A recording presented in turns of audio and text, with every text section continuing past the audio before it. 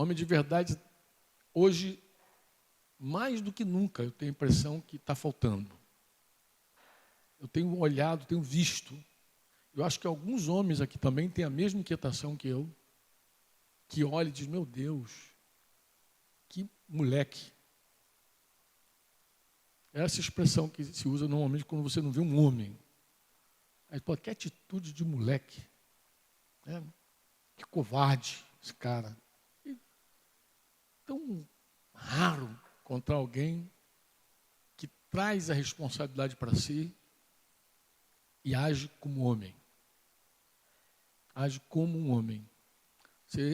A gente vive num tempo onde os homens fogem da responsabilidade.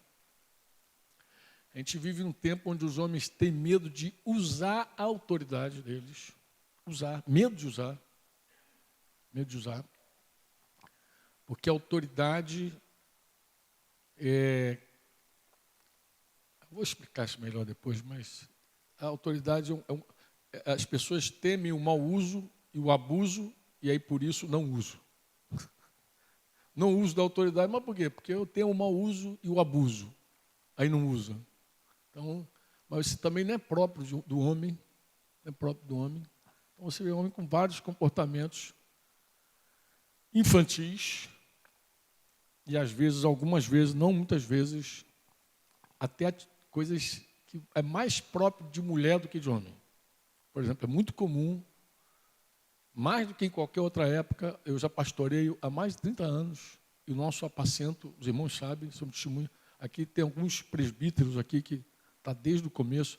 Eu conheço alguns homens que estão aqui, que eu conheci, esses homens jovens, com seus filhos pequenos, hoje são avós, só para você ter ideia. E há muitos anos que a gente trabalha pastoreando, talvez você nos visite, não saiba como nós somos até chamados de radicais. Nós somos chamados de gente que se mete na vida dos outros. Nós temos vários títulos aí, né, Cláudio, que nos difamam muitas vezes pelo nosso zelo de apacento. Então, ao longo desses anos todos, pastoreando gente, eu nunca vi tanto homem, por exemplo, sentimentalista, magoado com a esposa. Estou magoado com a minha esposa. Cara, magoado, cara. Para com isso, meu irmão. Mulher fica magoada contigo, até então, mas você magoado. O homem é mais racional, cara. O homem é mais racional. O homem peca na razão, não no sentimentalismo. Feriu meus sentimentos. Jesus. Então, é um negócio assim de alma, um negócio violento, amado, violento.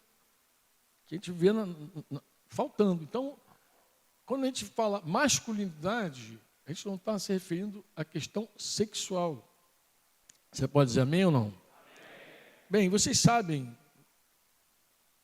que hoje existe uma massificação, já há alguns anos, né? Porque nada acontece da noite para o dia. Na verdade, é um trabalho de muitos anos, né? Feminismo, revolução sexual, todos esses pensamentos já vêm de alguns anos.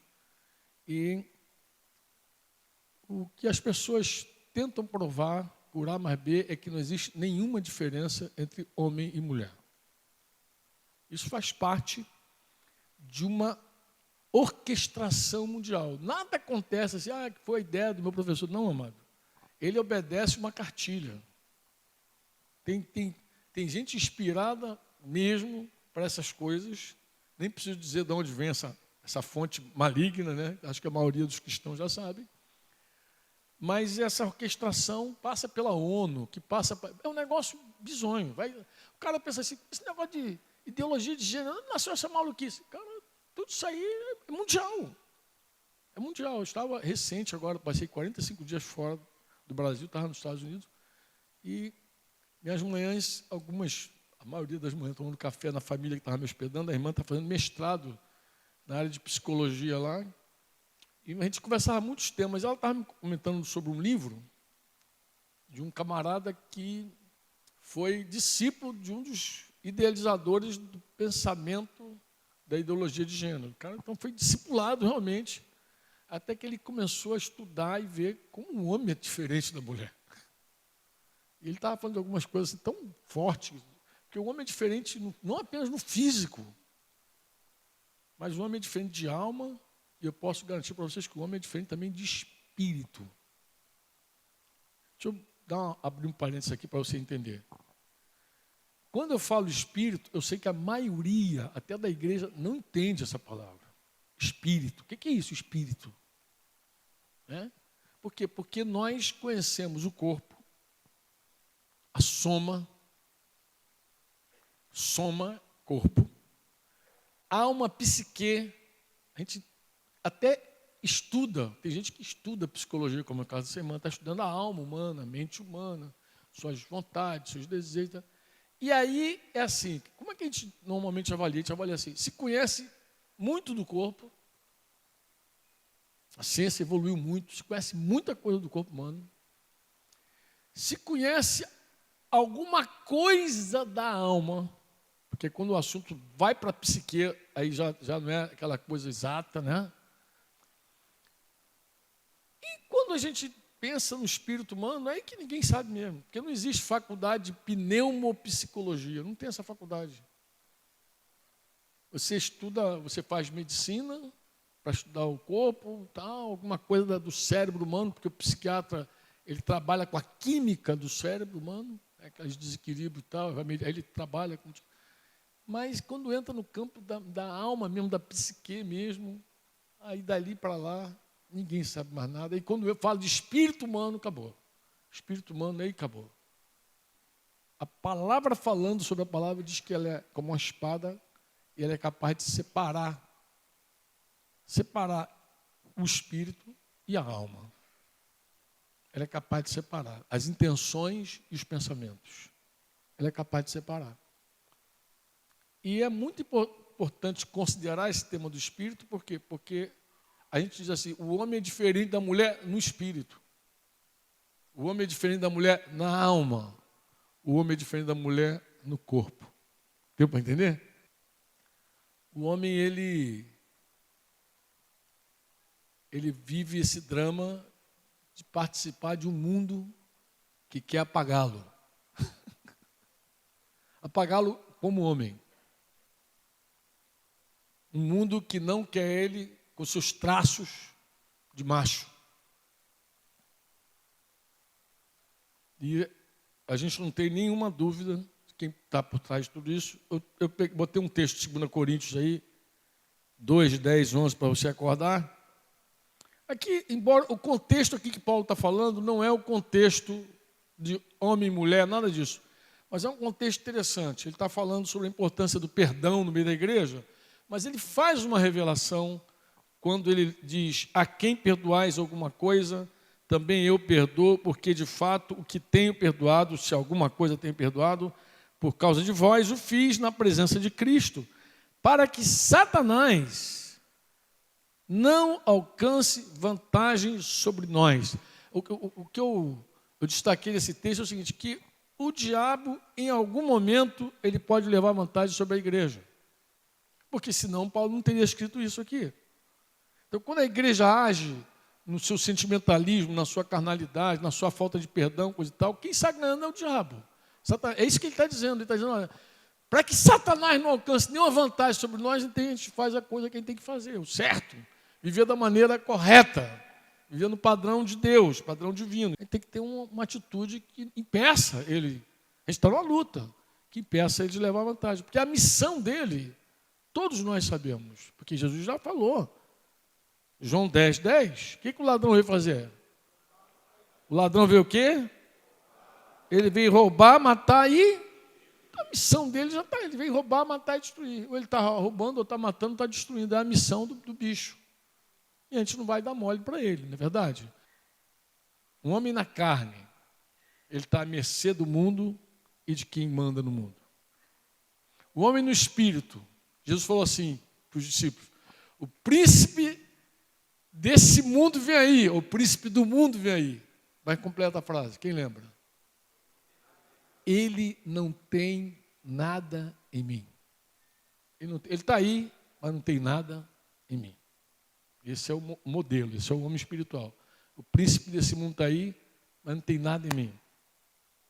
Agora, um homem que está mergulhado no mundo, o príncipe do mundo manda nele. Como é que o maligno está realizando essa obra no mundo? Né? Falei para vocês que a tendência da sociedade é apagar os traços do homem. Então ela tem que feminilizar o homem. Tem que tornar... Eu não sei se você já reparou que nós vemos moças, meninas, másculas e homens femininos. E eu não estou falando de homossexual.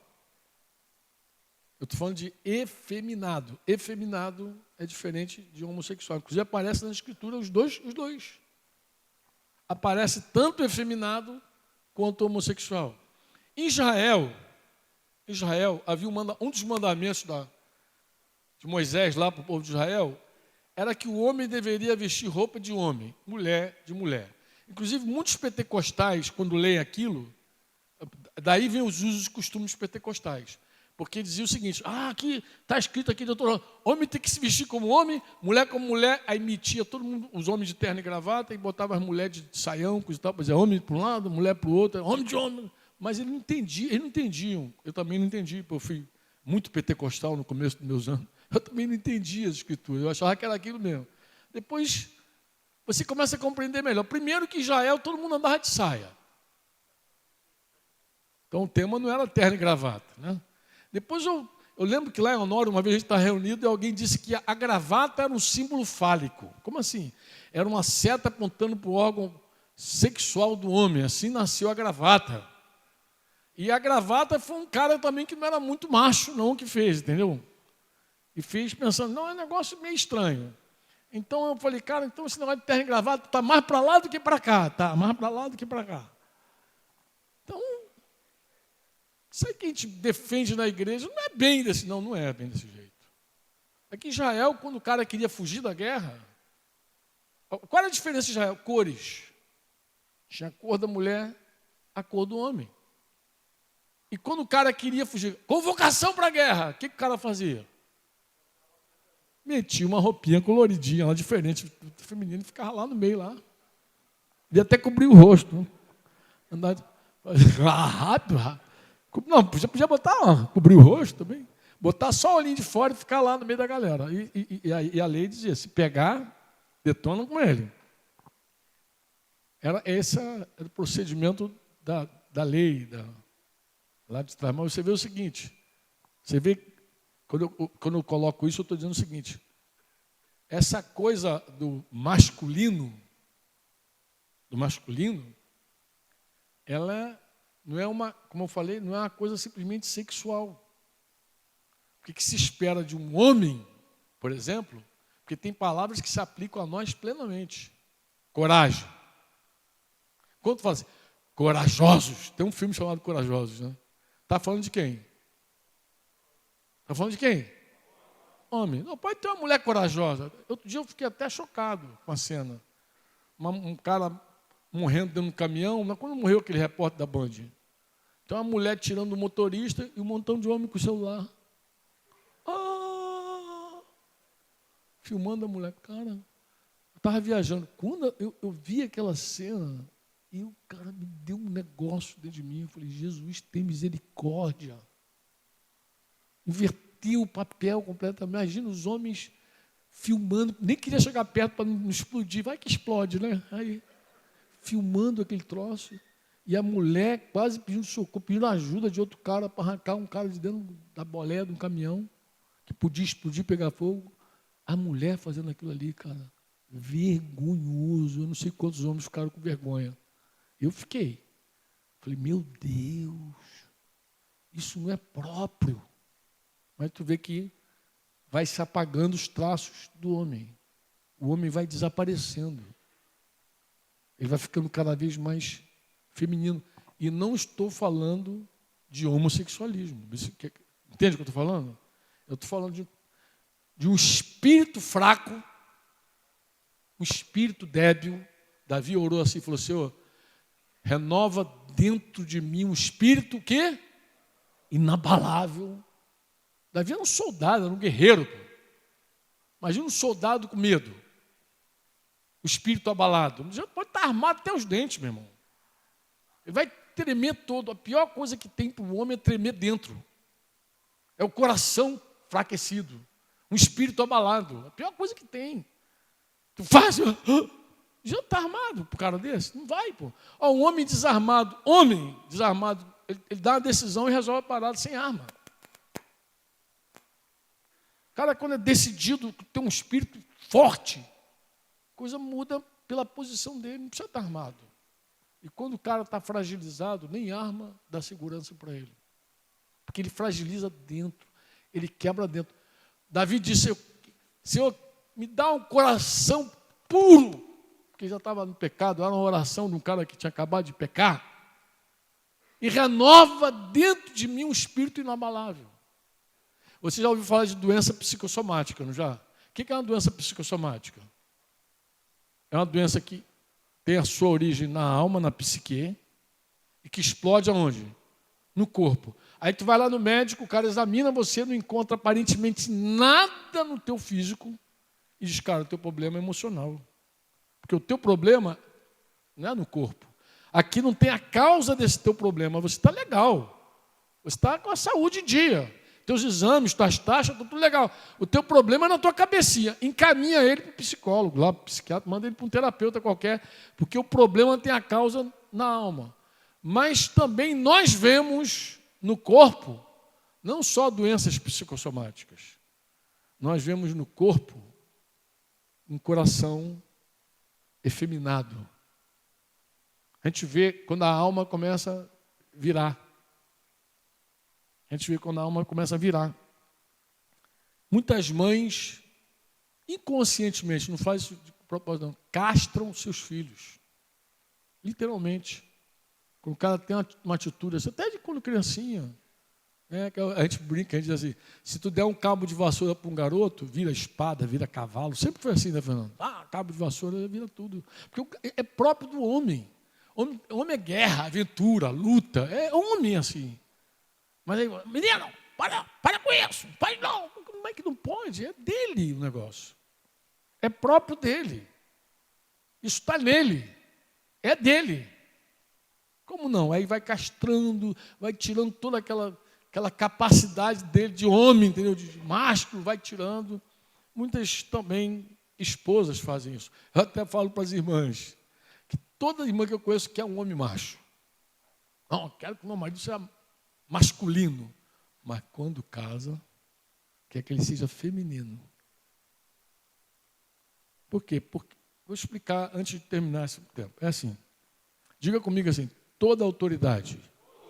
Diga, toda autoridade provém de quem?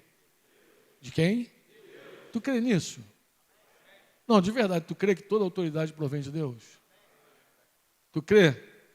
A que estava em Pilatos, Jesus falou com ele, nenhuma autoridade teria sobre mim se meu pai não tivesse. Então Jesus reconhecia que Pilatos tinha autoridade sobre ele e que o pai tinha dado para quem? De novo, toda autoridade provém de Deus. Agora diz comigo assim, toda a carne, o pendor da carne é morte, é inimiga de Deus. Tu crê que toda a carne é inimiga de Deus? E aqui a gente tem um problema, uma equação violenta. Qual é? Toda autoridade vem de Deus e toda a carne odeia Deus. Aqui a gente tem um problema, que de vez em quando a gente tem que dizer para o pai e para a mãe. Agora, esse ano, tem uns 3 momentos assim que eu fiquei mais careca do que eu sou. Viajando por esse Brasil, encontrando, apacentando aquele irmão. Diz assim, querido, uma mãe, eu me lembro de um quadro de uma mãe que perdi o coração do meu filho. Não, qual o problema com o teu filho? Me explica. Não, que quando eu vou correr... Não, amado, deixa eu explicar. O problema do teu filho não é contigo. Não, é com Deus. Samuel falou assim para Deus, Senhor, esse povo não me quer. E o que Deus falou para Samuel? Quem lembra da Bíblia? Não, Samuel, você está equivocado, filho. Meu filho. Esse problema desse povo não é contigo, é comigo. Eles não querem, é a mim.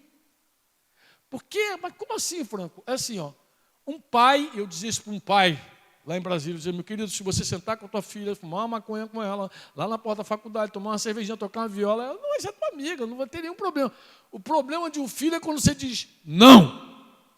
Aí acabou. Mas por quê? Porque a carne se rebela contra isso. A carne não quer autoridade nenhuma. Isso é desde criança. A Bíblia diz isso. A estultícia está no coração da criança. Nenhuma criança recebe autoridade. Nenhuma. Mas como é que não? Não, amado. A submissão da carne, eu vou dizer, só tem duas possibilidades. Qual é? É céu ou inferno. Como assim? Ou a carne se submete por medo, ou a carne se submete pelo prêmio. Não tem outro jeito da carne se submeter. A carne ela é rebelde, por natureza. Não sei se você entende isso. Daí que os pais ficam naquela confusão. Por que tem um monte de homem que não exerce autoridade? Por que ele não quer autoridade? Por isso. Porque ele vai tocando a vida, vai legal, tudo é bom. É Flamengo, é Fluminense, hoje tem churrasco, tudo lindo, maravilhoso. Mas tem a hora que ele tem que usar a autoridade. E dizer, não. O que a autoridade faz na essência? A Bíblia diz que a autoridade, ela louva o bem, ela promove o acerto e ela pune o mal. É isso que a autoridade faz. Então você guarda a tua espadinha lá, não usa quase nunca, mas de repente tu quer promover uma pessoa. Só quem tem autoridade promove.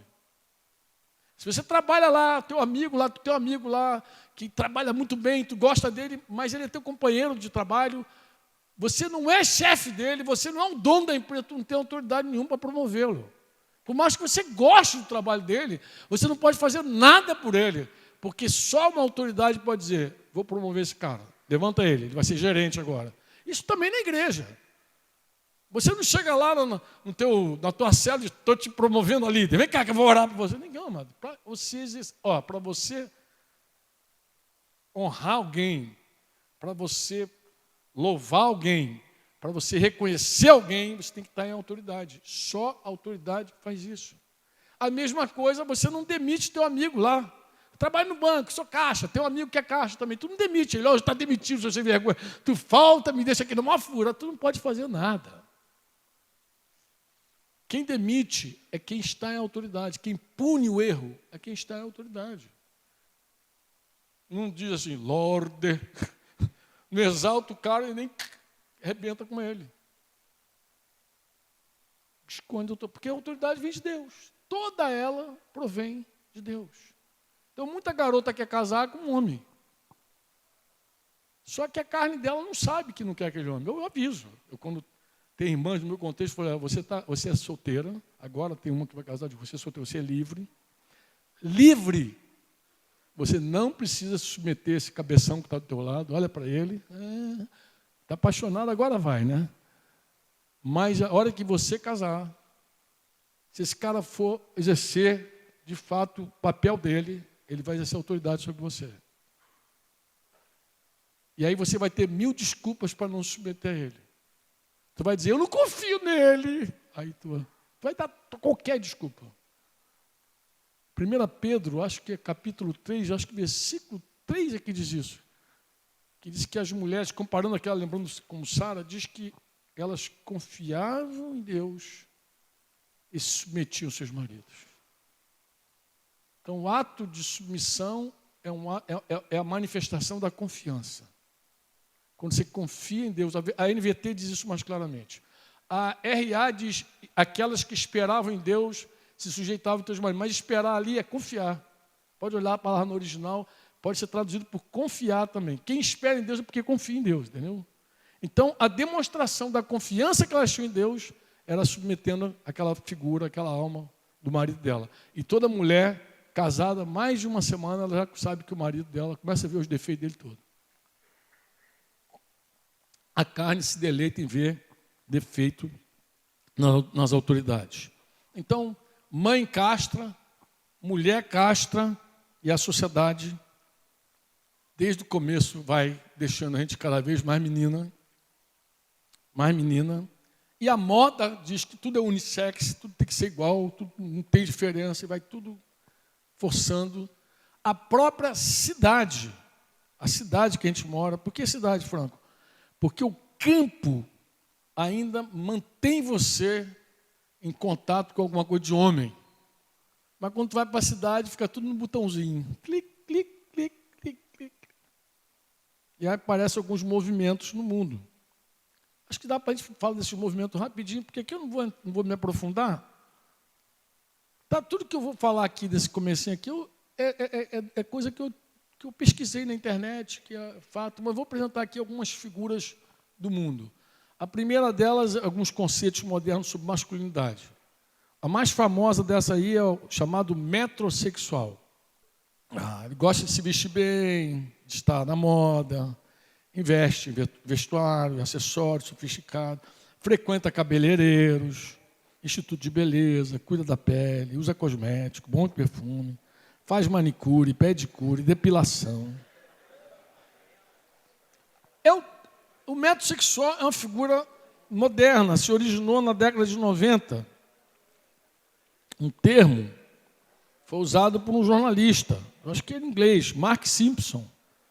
Mas em 2002 que ficou bem popular esse termo. Por quê? Por causa daquela figura na Copa do Mundo de Futebol, quando aquele David Beckham, lembra? Posou numa revista para gay, uma revista gay lá na Inglaterra, no Reino Unido. E aí ele considerou que o Beckham era o maior metrosexual da Grã-Bretanha. Por quê, cara? Por quê? Porque ele era tão narcisista que ele chegou a dizer que ele queria ser adorado, olhado, tanto pelos homens como pelas mulheres. Então é aquele cara, aquela figura emblemática, né, de um homem chamado metrosexual. O cara, em geral, não precisa ser homossexual, não. Tu vê que ele não é homossexual. O cara é casado, tem filhos, lembra dele? Agora, o estilo dele é um estilo vaidoso, os cuidados excessivos com a imagem. Aquilo que era exclusivo de mulher, ele adotou para ele. E esses caras se vestem bem, usam roupa, aqueles carinha que tu já conhece. Alguns homens na carne tentam responder a isso, com seus estilos também, né? Aí eu pesquisei lá, eu vi que tem um heterossexual. Tem um heterossexual. Heterossexual, o estilinho dele é diferente do metro, né? Porque a ideia heterossexual é a junção de duas palavras. Metro é metrópole e sexual. Metrópole, aquilo que eu falei. A cidade tende a deixar a gente mais feminino. A cidade tende a isso, entendeu? O campo deixa a gente mais rústico, mas o campo apela para o lado mais macho da coisa. Se houvesse uma guerra agora, uma quebra na bolsa de valor, uma guerra mesmo, explodisse no mundo, ia ser uma confusão, meu amigo. O negócio é pegar fogo, no circo é pegar fogo, mas ia fazer muito bem para os homens.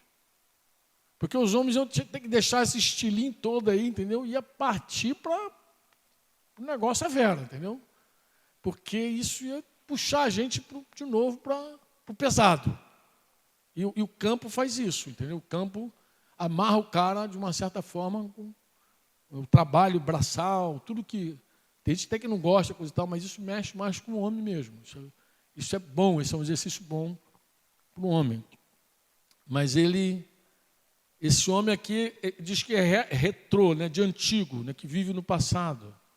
E é um homem que gosta de ser valente, viril, tal. E aí botou a figura do relógio, porque é um homem de poucos apetrechos. Ele só usa relógio e cinto. Ele mantém um reloginho, cintinho. Não tem tantas parafernálias mais, né? Brinco, diadema, negócio. Ele, um homem assim, pum, pum, pum. É um estilo de homem também. Tem chamado também ubersexual. Não é motorista de Uber, não, mas é uma... Porque Uber é uma palavra alemã. Eu acho que o ubersexual está entre o metrosexual e o heterossexual. Ele faz ali uma jogada ali, ele é um estilo meio moderno e meio antigo, ele quer pegar os dois. Ele não quer exagerar na vaidade, mas também não abre mão da vaidade, entendeu? Ele é super, ele está acima. Ó, cada figura dessa, depois que tu pegar essa revistinha aqui, tu vai ver que tem o nome dos caras, os pais das crianças. Isso aqui não foi Isso aqui é uma fonte de pesquisa na internet, tá, mano? Se tu pegar lá na internet e procurar, tu acha tudo lá. Não tem nada aqui da Bíblia, tá?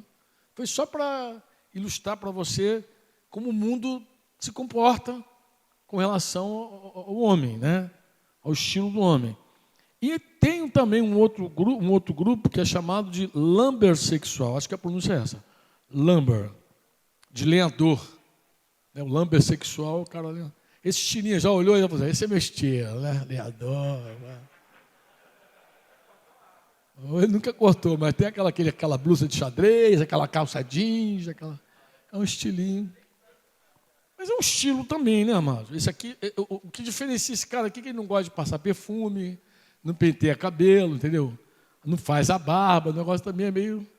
É um extremo também do outro lado, assim, o cara fica até fedorento, assim, acho que macho tem que ser fedorento. Eu sou macho!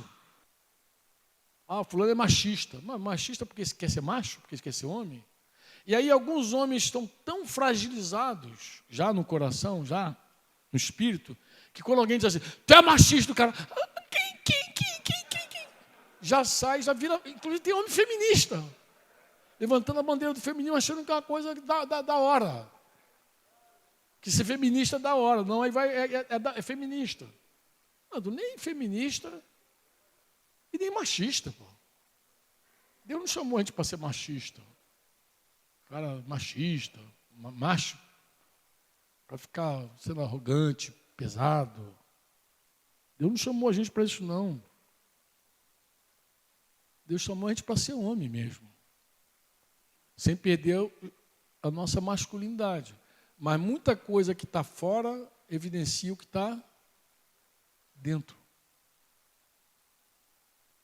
Se você pega, entrevista o Beckham, por exemplo, e vê que o cara, por que tu é assim todo... Não, porque eu quero ser adorado. Você já revela um coração narcisista, já mostra que o cara tem um problema dentro dele.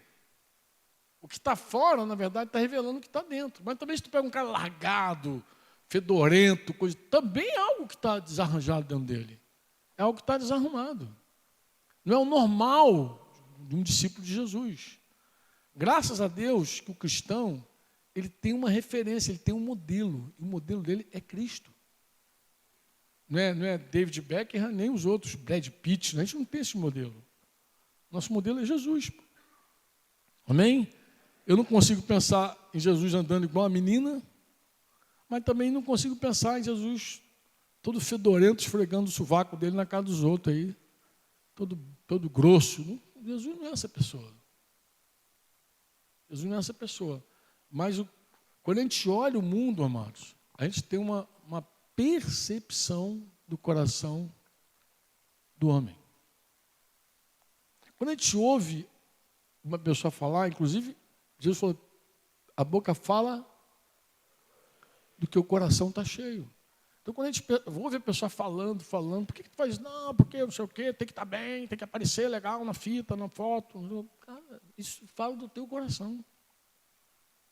Fala que algo está desajustado. Você aceitou um pensamento que não é o pensamento de Deus. Qual é a diferença do homem firme e do homem grosso? O homem grosso, em geral, vou falar agora pela observação também. Em geral, e eu sei que os pastores aqui que pastoreiam mesmo já devem ter visto isso. Que leva a sério o apacento. Em geral, o homem que não é firme acaba ficando grosso em algum momento. Ele é fraco, ele não toma decisões, o sim dele não é sim, o não dele não é não. Então, quando a família sabe que ele muda de opinião, embora Jesus tenha dito, seja o teu sim, sim, o teu não, não, que passar disso procede do maligno, ele não considera isso com firmeza. Então, em geral, ele muda de opinião, e quando o cara muda de opinião, as pressões estão constantes na família para mudar a opinião dele, né? Teu pai disse sim, não, mas se eu falar, ele muda. Se ele disse não, mas se eu falar, ele muda. Então, seja lá o que ele... Se a pressão mudar o cara, ele, em geral, ele muda. E quando muda, aqui tem uma coisa que eu queria chamar a atenção. Ele, muitas vezes, mudando de opinião, e sempre tentando agradar todo mundo, é bom sempre também pegar o texto de Romanos 15, eu gosto sempre desse texto, eu gosto sempre de passar Romanos 15, porque... E lembrar os irmãos, né? Lembrar os irmãos que o mandamento apostólico não é agradar todo mundo em tudo. Não é isso que diz as Escrituras. Né? 15:2 diz que nós devemos agradar o próximo quando for bom para a edificação dele. Naquilo que é bom para a edificação. Isso funciona dentro de casa, com a esposa, com os filhos. Então, eu agrado minha mulher se vai fazer bem para ela. Se não vai fazer, não tem que agradar. Vou desagradar ela. E junto com a mesma coisa com os filhos. Então, o homem querendo agradar sempre, ele em algum momento ele explode. Aí se torna um homem grosseiro. Então, em geral, o homem que não é firme é grosso. Engraçado, né? O homem que não é firme é um explosivo, é uma dinamite dentro de casa. Porque ele vai segurando, tem uma hora que ele vira o incrível Hulk, aí bagunçou tudo. Isso não é firmeza, isso é grosseria. A grosseria não é o perfil, né, do homem que a gente entende que é o homem másculo, o homem de verdade, o homem bíblico, o homem que se parece com Jesus. Nós temos hoje muitos homens covardes, em vários aspectos, como falei, gente que não traz a responsabilidade, não assume, não coloca a cabeça, não diz, é comigo o assunto. Temos muitos homens que escapam, que fogem, inclusive quando você lida com gente que usa droga, que se refugia no álcool, na prostituição, em geral são homens... Quando você trata com um cara que foi viciado, ou que é tão viciado, ou falar com alguém que viveu no vício muito tempo, em geral é o seguinte, o teste do viciado é o seguinte, até o próximo pagamento. Não, ele agora está... O irmão parou de usar droga. Tá bom, mas está com o dinheiro na mão? Não, o teste é o dinheiro. Mas o dinheiro e o problema. Se vier dinheiro e vier junto uma mulher brigando, um filho brigando, aí é o teste dele. Porque, em geral, ele escapa. É aí que ele encontra um motivo para se premiar, aí volta para o pó, que volta para a droga, que volta para a bebida. Ou então que vai lá na casa de massagem, que vai de novo para o sexo. Aquele cara fraco, aquele cara que escapa, aquele cara que se autopremia. Autopremiar é uma coisa gravíssima. A autogratificação, toda ela em qualquer nível dá problema. Né? Não é só quando você pega... Porque a pessoa que se autogratifica, ela pega algo ou alguma coisa, ou até alguém dizendo, eu tenho direito. Eu tenho direito. E você se premia, vai se premiando, e a autogratificação, ela sempre dá problema, sempre dá problema. O pecado de Davi é um bom exemplo para nós, lá com Betseba, né? Era o tempo dos reis irem à guerra, e ele resolveu tirar um ano sabático para ele. De vez em quando, como tem muita terminologia gospel, né, os gospel mais modernos tem muitos termos assim que... Não, eu vou tirar um tempo sabático, um ano sabático.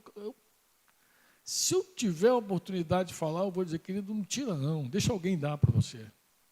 Se alguém achar que você precisa de descanso, que outro irmão, que uma autoridade, que alguém que você considera, diga, cara, está precisando parar. Mas você não se premia não, porque se premiar em momento algum é bom. Momento algum é bom. Não se premia. Espera alguém em autoridade te premiar. Espera alguém te recompensar. Espera alguém dizer, cara, não é bom. Espera a tua liderança dizer, vai descansar. Porque quando o homem se autogratifica, é um problema. Assim foi com Davi, você já conhece a história dele, se premiando lá. Então, em geral, o cara gosta de se premiar. Chega em casa, acha que está cansado, trabalhou muito, aí vai para ver um negócio, vou relaxar. A bebida está muito em moda também no meio evangélico. A coisa, no meu tempo de novo convertido, a bebida era um negócio escandaloso. Entendeu? Agora não, a bebida faz parte da vida de muitos evangélicos. Inclusive, eu, quando lia Lucas 12, eu ficava assim, mas não é possível, isso não pode ser para a igreja. Porque Jesus, quando fala da volta dele, dos últimos dias, ele cita um homem que conhece a vontade do seu Senhor e não faz a vontade do seu Senhor. Antes se entrega a embriaguez, bebe, coisa e tal, come. Eu falei, isso não é crente, crente não bebe, naquela época não, mas agora bebe. Então, pode ser bem esse cara, se entrega a bebida, se entrega a farra, vai se premiando, vai se folgando, vai não sei o quê, aí se arrebenta. Então a gente vê, isso é muito forte no homem. Isso é muito forte no nós homens, somos... deveria se esperar isso de nós, né? Não só a referência, um modelo que inspira outras pessoas, mas também de nós deveria vir o sim ou não. De nós deveria vir a ordem em casa. A ordem em casa, se estabelecer a ordem em casa. Se espera de nós o uso da autoridade. Não é mau uso nem abuso, é uso que tem que ter. Para premiar e para punir. Se espera de nós tudo isso aí. Eu sei que, vou voltar a falar, que o medo de ser rejeitado faz a gente colocar a autoridade de lado. Mas quando eu coloco a autoridade de lado, eu não deixo a pessoa que está sob os meus cuidados experimentar Deus. Porque Deus vem em defesa da autoridade. Deixa eu explicar uma coisa, irmão. Toda a carne se deleita em ver erro e autoridade. Toda. A minha, a tua, todos nós. Se a gente sentar e olhar para a autoridade, daqui a pouco a gente começa a caçar. A minha carne começa a caçar os erros dela. E encontra. Eu já conversei com pastores que não se submetiam à autoridade, alegando que não confiavam em outros pastores. Isso, inclusive, por que tu não recebeu essa disciplina, mano? Não, que eu não confio nesses homens. Falei, então a tua submissão está condicionada à tua confiança nos homens? Então tá bom, então, deixa eu te fazer uma pergunta então. Se a tua mulher decidir hoje não submeter mais a você, você aceita? Não. Mas por que não? Não, porque ela tem uma palavra para ela se submeter. Mas se ela não confiar mais em você? E olha que para a mulher não confiar no homem é a coisa mais fácil do mundo. Nós não submetemos a outro porque o outro é maior. Nós submetemos porque nós somos menores. Nós nos fazemos como Jesus, que sendo Deus, se esvaziou, se fez homem, se fez servo. A submissão nossa não tem nada a ver com o tamanho do outro. Vê Davi e Saul. Saul é aquela alma cansada, não, aquela alma penada. E Davi ali, sendo quebrantado por Deus para submeter aquela autoridade. Porque a autoridade toda ela vem de quem? De quem? De Deus. Então você é uma autoridade na tua casa. Você é solteiro, vai casar, vai se tornar uma autoridade na tua casa, você assume. Como é que é isso? Por que tu se torna uma autoridade na tua casa? Porque é assim, a autoridade está relacionada diretamente à responsabilidade. Então é o seguinte, e a responsabilidade tem a raiz da palavra responsabilidade está no verbo responder. Então a pergunta que eu faço é assim, quem responde? Eu. Então você é a autoridade ali. Porque a hora que você responde por alguma coisa, por aquilo, você se torna autoridade naquele lugar. Onde você não responde, você não é autoridade. Teu vizinho lá, a casa do teu vizinho lá, tu não tem nenhuma autoridade sobre a mulher do teu vizinho. Mas por quê? Porque você não responde por ela, nem pelos filhos dele. Mas na tua casa, responde. Então, a hora que você casou, você se torna uma autoridade. Por quê? Porque você responde agora pela tua casa. Desde a criação é assim. A história da criação, vocês lembram bem, começou com a mulher, com Eva. O pecado, né? O pecado começou com Eva. Ela que foi lá, começou com a serpente, foi enganada, coisa tal. Mas na hora que Deus tratou o assunto, Deus não chama Eva primeiro. Vem cá, mulher. Você faz isso com teus filhos. Quando tu sabe onde é que começou a confusão, fulano, vem cá. Começou com quem? Com fulano, vem cá, vamos começar. Com teus filhos tu faz, mas Deus não fez isso com o casal. Deus chamou o homem, Adão, vem cá. E arguiu o homem diretamente. A história não começou com ele, começou com ela. E ele, covardemente, tu vê que o medo entrou nele, inclusive já estava com medo. O pecado fez uma coisa muito interessante. A primeira vez que aparece a palavra medo é em Gênesis. Adão, cadê você? Eu tive medo e eu me escondi. Ele não conhecia essa palavra medo, ele nem conhecia esse sentimento. Algo todo novo para ele. Eu tive medo e me escondi. Não tinha medo nele. Mas agora o medo tomou posse dele. E na hora que ele confronta, que ele é confrontado por Deus, o medo dele transfere a culpa. Foi a mulher. Transfere a responsabilidade que tu me deste. Tu és o responsável, ela é culpada. E o que eu fiz? Nada, sou inocente. Pobre de mim. Inclusive, muita gente não entende por que Deus não perdoou Adão. Um pai cheio de misericórdia. Por que Deus não perdoou Adão? Não perdoou porque ele não teve culpa de nada. É um inocente, pobrezinho. Você não perdoa uma pessoa que não se humilha e assume a culpa. Não há perdão para quem não tem dívida. E com a mulher não foi diferente. Voltou para a mulher e falou, e o que você fez? Foi a serpente. Foi ela. Quando Jó fala sobre Adão, ele diz assim, se como Adão eu ocultei meus pecados, ele diz isso. Se como Adão eu escondi meus pecados, então Jó diz que Adão escondeu os pecados dele. A gente esconde pecado por quê? Medo. Medo de ser rejeitado. Esse medo de ser rejeitado é que faz a gente guardar a autoridade, é que faz a gente baixar as armas. É esse medo de ser rejeitado. Porque na hora que a gente tem um conflito em casa, a gente tem medo de ser rejeitado pela mulher, pelos filhos, por tudo aí. Baixa a guarda. É o medo da rejeição. Isso também tira um monte de homem da liderança. Tem um monte de homem que não quer ser líder por medo da responsabilidade. Porque ele sabe que liderar gera responsabilidade. O cara às vezes só lidera a casa dele mal e porcamente porque ele não tem opção, não quis casar. Agora tem que liderar a casa dele. Mas, do contrário, nem a casa dele, se pudesse outra pessoa liderar para ele, seria joia. Pastor, vem aqui e fala com minha mulher. Eu oriento os pastores e os líderes a nunca falar com a mulher de ninguém. Fala com o homem. Com a mulher, fala com a mulher, depois ela vai ficar apaixonada por você. Tu quer isso? Porque ela quer encontrar um homem. A hora que ela vê um homem arrumando a vida dela, ela vai se apaixonar por esse cara. Você não tem que terceirizar a tua casa para ninguém, nem teus filhos. É tua responsabilidade.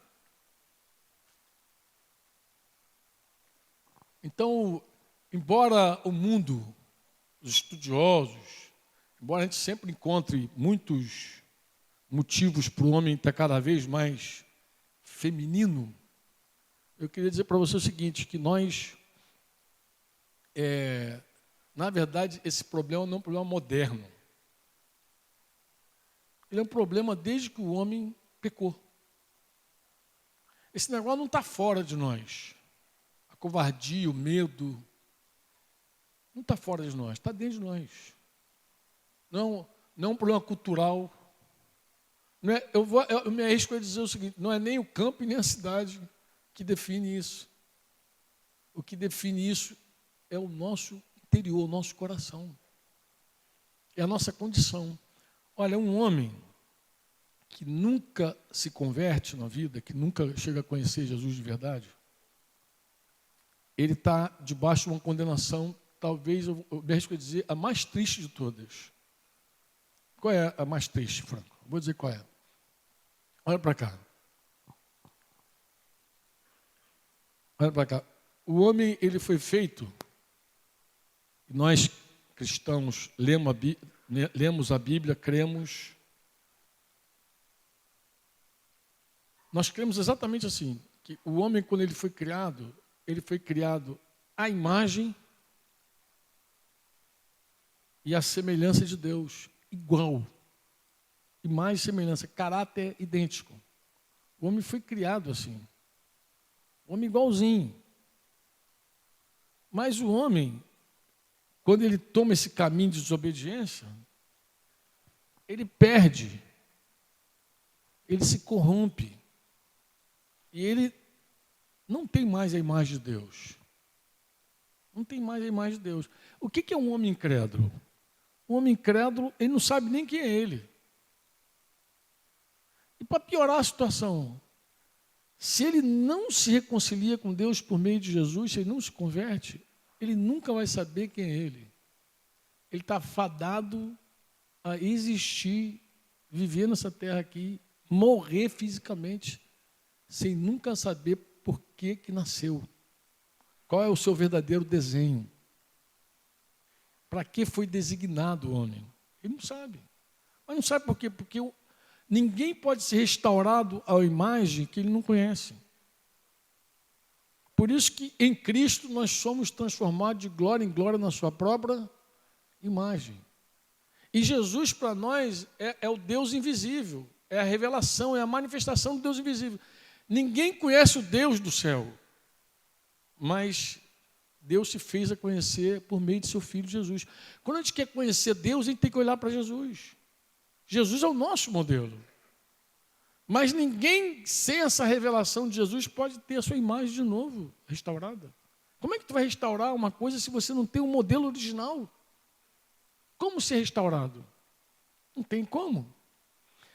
Quando alguém pergunta, Franco, o quadro está feio. O que a gente tem que fazer para começar a mudar esse quadro? Eu vou dizer o que o Júnior já falou aqui na oração dele. Em primeiro lugar, eu preciso reconhecer o pecado. Eu preciso reconhecer o que está fora. O que não é original, o que não é da imagem original de Deus. Eu preciso reconhecer. Então, quando eu leio a Escritura, 1 Coríntios 6, 9, 10, citei aqui para vocês, mas agora vou ler. Quando Paulo está falando de algumas práticas de alguns homens, e fala que esses homens não herdarão o reino de Deus, ele diz: ou não sabeis que os injustos não herdarão o reino de Deus? E ele agrega a lista. Não vos enganeis. 2 pontos. A lista dele é clara. Nem impuros, nem idólatras, nem adúlteros, nem efeminados e nem sodomitas. Lembra que eu falei que estavam os dois na lista? O homossexual e o efeminado. 2 pessoas diferentes. Está na lista ali. Nem efeminado, nem sodomita, nem homossexual. E ele segue a lista dele, dizendo... Ele diz, nem ladrões, nem avarentos, nem bêbados, nem maldizentes, nem roubadores herdarão o reino de Deus. Está dele ali. Um homem que quer provar libertação de qualquer um desses pecados, a primeira coisa que ele tem que admitir é o pecado. E é muito difícil para o orgulho humano dizer, eu estou preso. Como é difícil para o homem dizer, eu preciso ser homem. A primeira coisa que a gente precisa de verdade é reconhecer o pecado. Reconhecer. É uma análise profunda, real, entendeu? E sair, procurar em Deus mesmo. Sair. Eu não vou ser confrontado se eu não olhar para a imagem original. Você se lembra de Jesus falando, respondendo sobre divórcio? Os fariseus perguntaram ele algumas vezes. Você deve ter lido a Escritura em algum momento. Jesus falou assim, não era assim desde o princípio. Não era assim desde o princípio. No princípio, Deus criou homem e mulher. Jesus falou, não era assim desde o princípio. Agora tu quer divorciar, tu quer largar, tu quer ter 5 mulheres, mas não era assim desde o princípio. Agora tu quer pintar os canecos, mas não era assim desde o princípio. O cristão, amado, ele precisa entender que Deus quer moldar ele ao que era desde sempre. Deus quer restaurar a imagem dele no homem. É isso que acontece, é isso que Deus quer fazer conosco. Quer nos conformar, como o Osimar cantou aqui hoje a música do Leandrão, nosso amado Leandrão. Eu quero ser transformado de glória em glória, na imagem. Esse é o sonho de Deus, nos conformar com Jesus. Ter a forma de Jesus. E Jesus, irmão, é homem. E é um homem. Entendeu? Jesus não é um homem top. Ele não é só homem de espírito, ele de alma. A mente de Jesus é fabulosa. Ele não era só um homem marceneiro, forte, capaz de carregar a cruz, assim, homem que levou um açoite, né, o flagelo romano, famoso. Jesus era forte, meu irmão, porque, levar aquele flagelo romano. Olha só, algumas pessoas morreram só de assistir o filme do Mel Gibson, Paixão de Cristo. Foi ou não foi verdade? Foi ou não foi? O cara chegou lá, só de ver o filme, morreu. Estou falando sério. Jesus levou-lhe uma surra, mas uma surra mesmo, uma surra. Se você tem curiosidade de estudar, entra nas informações. Acho que a internet nessa hora você procura lá, flagelo romano. Como era?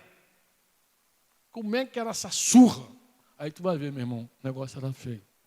De arrancar o couro, literalmente. Quando alguém falou assim, Mel Gibson exagerou no filme. Eu digo, não exagerou, não. É aquilo ali mesmo. Então, Jesus é o modelo de Deus para nós. Você diz amém ou não? Quando você vai lá para a criação, Gênesis 1, 26 a 28, que você... eu acho que é legal dizer isso para você também. Talvez te ajude a refletir sobre o homem. Às vezes a gente não sabe, em essência, quem somos até descobrirmos para que fomos criados. Então, às vezes, eu não sei o que é, até que alguém diga a função. A função disso aqui existe para isso. Aí você já, entendeu? Nós fomos criados com poder, estou falando homem agora, estou falando homem, estou falando mulher não, estou falando homem, com poder de amar alguém, até que ponto? De dar a vida por ela. Então, nós fomos desenhados, olha o meu desenho, o teu desenho. Nós fomos desenhados para sacrificar por uma outra pessoa, uma mulher. Que você fez aliança, que você fez pacto, que diz que amaria até a morte. Nós fomos desenhados, nós temos esse desenho. Nós somos uma criatura feita para se entregar por outro. Porque é isso que é amor bíblico. Amor bíblico não tem nada a ver com o coração batendo, emoções, pupilas, amando, está apaixonado, nada disso. Amor bíblico é quando um homem, é quando uma pessoa dá a vida a Deus por outra. Como é que tu sabe que um discípulo ama? Quando ele se consagra por outra pessoa. Olha, não tem nada mais triste que tu ver um líder no meio da igreja se entregar ao prazer dele, temporário, sei lá o quê, sem considerar as ovelhas. Eu, quando olho um homem que coloca o prazer dele antes das ovelhas, eu digo, ele não ama seus irmãos. Mas por que não ama, Fulano? Não, porque ele vem em primeiro lugar. O prazer dele está acima da ovelha. E, em geral, o pastor, o líder que faz isso, ele dá a desculpa dele. Qual é a desculpa que ele dá? Não, mas eu também tenho um dia de ser feliz. Eu estava amando aquela mulher. Amado. Você, na verdade, considerou o teu prazer mais importante do que a ovelha. Um líder na igreja, ele morre pelo rebanho. Mas como é que ele morre? Morre muitas vezes. Principalmente quando ele busca santidade. Principalmente quando ele busca ser referência para outros. Tu acha que é mole? Ou aquele cara não sofre tentação nenhuma? Pelo contrário, meu irmão. O diabo tem uma gana no líder, no pastor, mais do que em qualquer outro. Já é antigo o texto que diz, fere o pastor, dispersa o rebanho. Isso serve para a família também. O cara mira o chefe de família, o pai, o homem que está ali, o filho está ali olhando para ele, a mulher está olhando, todo mundo olhando para ele. Aí ele vai por um tempo de prazer, por uma hora de prazer, ele sacrifica tudo pelo prazer dele. Aí eu te pergunto, esse cara ama essa família? Ama? Ama nada, amado. Ama nada. Ama não. Ninguém acredita. Quem ama não adultera, disse Paulo aos Romanos. Quem ama não mata. Quem ama não fere. Mas quem ama dá a vida pelo outro. E o homem, olha essa figura, diga comigo, homem. O homem, essa coisa que nós somos, que Deus fez, foi habilitado para morrer assim. Foi habilitado. Deus, quando fez a gente pensou na gente assim, ó. Esse cara, essa criatura aqui, ela é capaz de sacrificar por todos. É por isso que quando a gente vê um filme que tem um cara que dá, a gente fica... Porque isso tem tudo a ver com a gente. Quando a gente vê um cara lá na guerra, lá que vai lá, e o coração valente, lá, tem tudo a ver com a gente. O cara que se sacrifica tem tudo a ver com a gente. Sabe qual é? O cara que vai lá e explode lá. Tu parece que fica... De repente o cara explodiu para salvar um montão de gente e o cara que ficou até o final, tu já não olha tanto para ele. Tu fica mais admirado do cara que explodiu. Por que te atrai? Porque esse é o teu desenho. Deus não chamou você para se amar, para se poupar, para se preservar. Deus chamou você para se gastar, para se dar, para se doar em prol de outros. Começar pela tua casa, pela tua mulher. Um homem que não sabe disso, um homem egoísta, egocêntrico, um homem nunca vai chegar a ser um homem. Em Gênesis 2, 7, 8 e 15, ele diz que tomou, pois, o Senhor Deus o homem e o colocou no jardim do Éden para cultivar e guardar. Nós somos os responsáveis de guardar nossas famílias, nossas casas. Nós fomos desenhados para isso. Olha, irmão, para pensar que eu vou te falar. Quantos homens fazem filhos e largam por aí? Isso é próprio do homem? Não responderam. Acho que tem um monte de homem dormindo, não é possível. Vou perguntar, é próprio de um homem fazer um monte de filho e largar por aí? É próprio? Não, amado. Não é. Isso não é próprio de um homem. O homem se sacrifica. O homem se sacrifica. O homem é sacrifício. Olhar para um homem tem que dizer, esse cara, ele vai sempre além, ele tem um gás a mais. É o que se espera de um homem. Sacrificar pela mulher, pelos filhos. Eu sei que vai ter um monte de homens dizendo, pô, mas essa megera aí, vou me sacrificar por essa porcaria, por essa cobra. Meu amado, Jesus se sacrificou por mim e por você. Valeu a pena? Tinha coisa pior do que a gente? E por que Jesus pode sacrificar por mim e por você e tu não pode fazer pela tua mulher? Jesus, ele é o maior exemplo de um homem que tem nas Escrituras, na vida. Eu vou citar aqui algumas coisinhas aqui. Quem lê a Bíblia, os Evangelhos, já leu. Ele é o maior exemplo. Você crê nisso ou não? Agora, se Jesus é o maior modelo de homem e Deus quer nos transformar à imagem dele, não é a minha imagem, minha autoimagem, é a imagem dele. Se é essa a obra de Deus na minha vida, e construir, me edificar no caráter, segundo o caráter de Jesus, eu preciso ter uma visão completa de Jesus, irmão. Eu preciso ver Jesus como homem. Porque eu acho que um dos fracassos da igreja também é esse. A igreja, ela se mostrou Jesus muito cordeiro, mas não um cordeiro manso e humilde apenas. Botou um cordeiro sem ação, um cordeiro sem atividade, um cordeiro sem resposta. Mas Jesus é leão também, amado. Quantos creem que Jesus é leão? Ele é o leão da tribo de Judá. A gente cantou várias vezes. Quando era novo conhecido, a gente cantava. Ele é o leão da tribo de Judá. Todo mundo cantava. Mas Jesus é leão. Mas o cordeiro não fala de covardia. O cordeiro fala de mansidão e humildade, não de covardia. A gente tem que ter uma visão clara de Jesus, que é o leão, é cordeiro, mas não fala de um homem covarde. Em nenhum momento você olha para a Escritura e vê Jesus um homem covarde. Jesus é um homem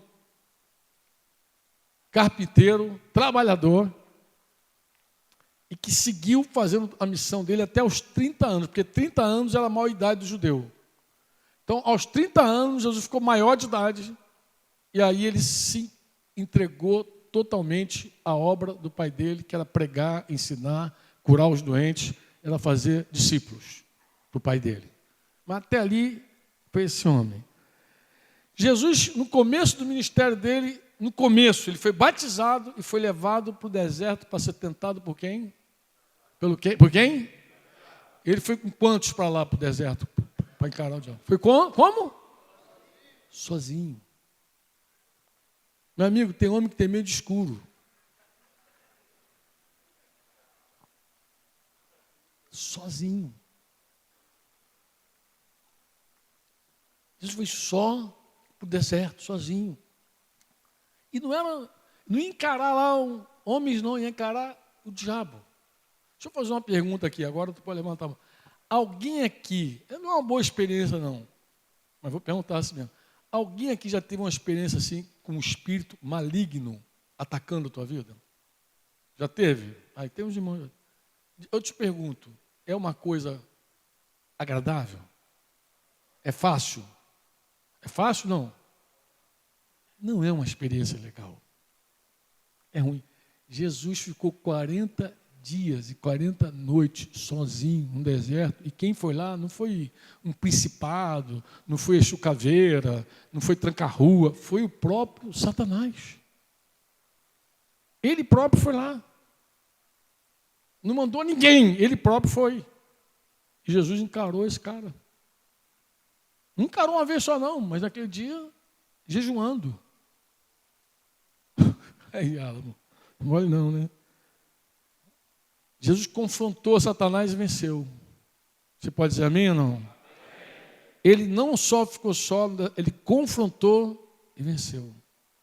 Venceu ali, venceu na cruz, venceu em todo lugar. Jesus não perdeu uma batalha. Ele é o nosso general. Não perdeu nenhuma batalha. Ele confrontou até o final e foi vencendo.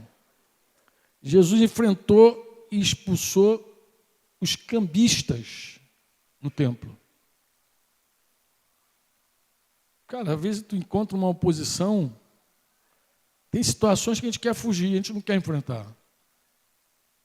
Jesus foi lá e encarou um monte de religioso querendo fazer comércio da fé das pessoas. E Jesus sapecou geral. Sapecou todo mundo. Puxou uma zorraga. Não bateu nas pessoas não, mas derrubou a mesa, acabou. O que é cambista, irmão? O que vende moeda? O cara estava trocando moeda. Por quê? Porque tinha estrangeiro lá que queria sacrificar também.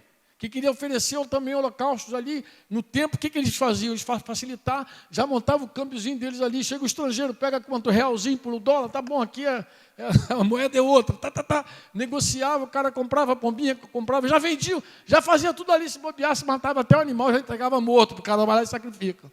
Jesus pegou esse negócio, esse carnaval aí da fé e confrontou tudo. É homem ou não é homem? É ou não? Agora tem gente que fica com medo. Não, irmão, não pode falar. Cuidado, olha, vai preso, fala. Amado, vai chegar uma hora que não vai poder pregar o evangelho. E aí o que tu vai fazer? Calar a boca?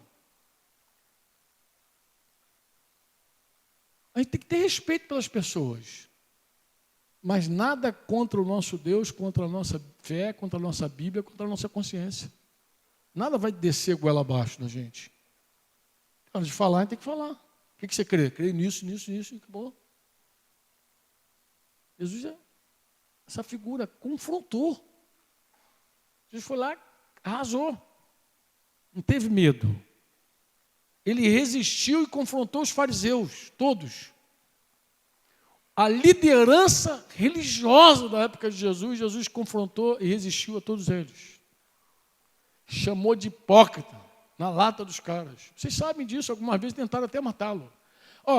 Se dependesse dos fariseus, Jesus estava morto antes da cruz. Uma vez tentaram jogar ele do precipício, lembra? É que Jesus, amado, é como eu falei, ele é um leão. Na noite que ele foi entregue, ele falou assim, é a mim que procuram. Deixa a galera, é comigo a parada. Assumiu. Outra coisa, quando ele disse, sou eu, os soldados caíram. Tem pelo menos um evangelho que os soldados caíram quando ele falou, sou eu.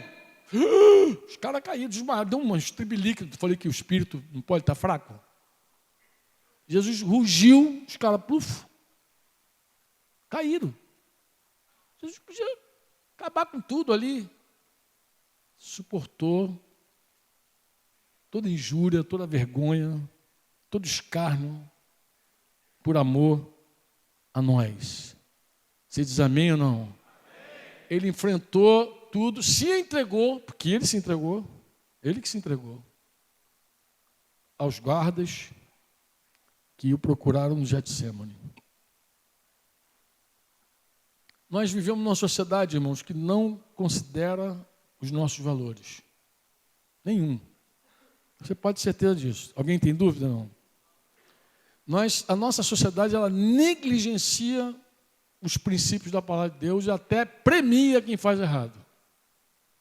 As nossas autoridades, infelizmente, as nossas autoridades que representam a Deus, que deveriam fazer, premiam o erro e pune quem faz a coisa certa.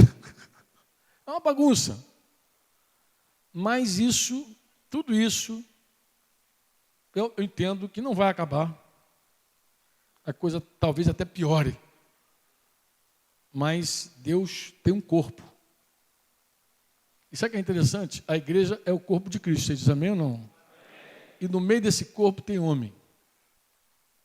Eu estou falando, nós somos homens.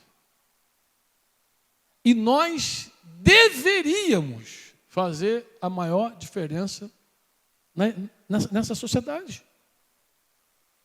Nós é que deveríamos fazer essa diferença. Ninguém mais do que nós. As nossas esposas deveriam olhar para nós e se inspirar na gente.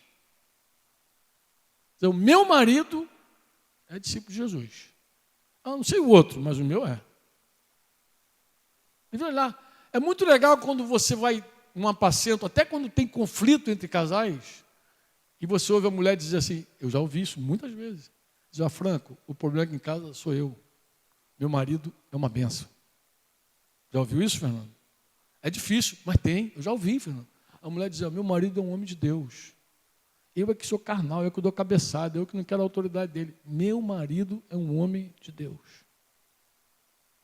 É muito legal quando isso acontece.